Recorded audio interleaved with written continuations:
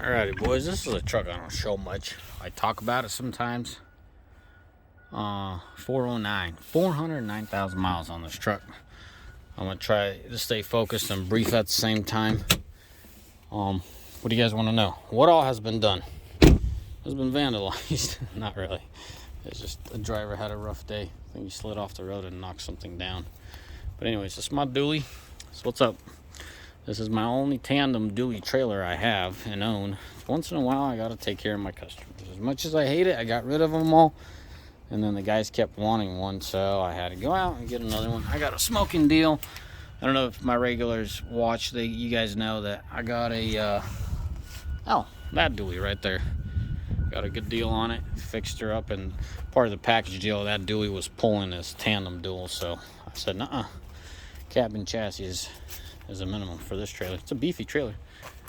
So anyways, the video is about the truck, not the trailer. This truck, how has it been? What has it done? Or what have we done and what has it done? It's about to get its third actuator. Turbo actuator seemed to go like hotcakes on this truck. I don't know if you could tell in the video, man. This thing went through a hailstorm. Oh, you can tell. You see all that? All them dents? Thank God it's white, because if it was any other color, would have been in trouble. I had to change out a lot of panels. So what we're trying to do is run this truck for a little bit more and put a service body on it once the shop gets ready. So let's stay focused. What all have we done? We've done 2 sets of bearings. Because it's a dually, I just don't feel comfortable every couple 100,000.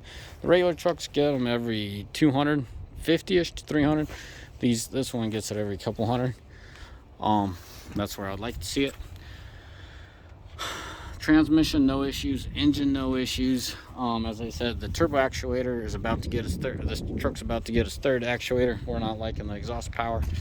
As far as the front end, I don't think this even truck had ball joints done on it. If I remember right, I don't even remember. For some reason, these ball joints are hanging in. Maybe they're more stout or something that Ram did. Rest of the suspension is 100% factory. Now the brake system, there's a brain fart this brake system had. So from time to time, the brake pedal would fall all the way to the floorboard. Like, it would be good, and then it's not, and then it's good. Obviously, master, booster. Master and booster are a little bit more consistent about it. This was very spontaneous, but I'm like, whatever. It has the mileage, let's do master and booster, because I mean, it pulls heavyweight, and guys are pretty hard on it, I'm pretty sure, right? So nope, that wasn't it. Turned out to be the ABS module, this dude right here. So lucky us. I don't know if you can tell, it sits right behind. It's this guy right there, right behind this panel. Lucky us, I have a parts truck. There's that dude right there, that little module. Once you swap it out, your speedometer is going to be working, so you got to get the dealership to reflash it or mate it. Honestly, didn't have time to look into it, so I just sent them to my good old Dishman Dodge, and they took care of it real quick there. And that fixed that brake pedal falling to the floorboard issue. He's getting some new shoes here, and yeah. What else? What do you guys want to hear? Rear end, factory. For some reason, the rear end seal is on its 3rd seal. So there's something going on there. It's not overworked because, I mean, I usually don't like pushing 30, 32 past that. You know, this is not one of them full-time heavy. I mean, if you could do the weight, if you could do the math, that trailer could easily handle that weight. But we only load it to its full capacity if we had to. We try to avoid it, and it serves us very well. I had this truck hauling some heavy weight, and it didn't work out very well. Things kept falling apart. So the engine can handle it, the transmission can handle it, the rest of the trucks cannot. Now, if it were to stay local and wouldn't take such a beating on the highway and all the interchanges and all the bridge crossings, I would be fine hauling some heavier weight with this truck. But the fact that it's always on the interstate and hauling tail, had to be done. Also, these lights, the factory lights kept burning out on the bulbs because it's always shaking. Make sure you get your LEDs installed in here. That's the only saving grace for this situation, because it's always jumping in the back.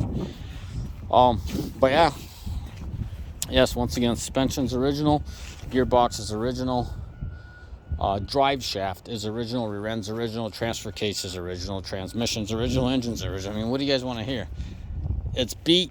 It's had a pretty rough life, as you could tell, but there ain't much left of it being on the interstate.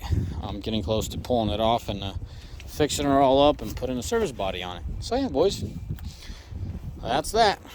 As always, may the Lord bless you. May Almighty find day, and if you're still watching, I'll share the mileage with you. For all you boys like it to hang out with me, I appreciate your support. Alright,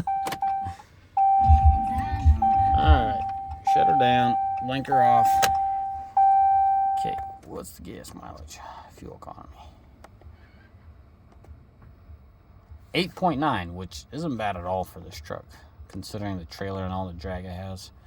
8.9 the last 4,100, and yeah, he reset everything. But at least it's not the last mile or 10 miles. For the last 4,100 miles, he's been getting 8.9, which isn't bad. He does a lot of local stuff, and obviously he hauls the heavier stuff for my boys, my customers. Looks like he wanted his radio in here. Didn't even know that he got one. It's live. I'm guessing he just got it in here, and he probably wants the shop to mount it, because this obviously ain't gonna stay there for very long. Anyways, boys, as always, may the Lord bless you, and may Almighty find day. Ciao, bye.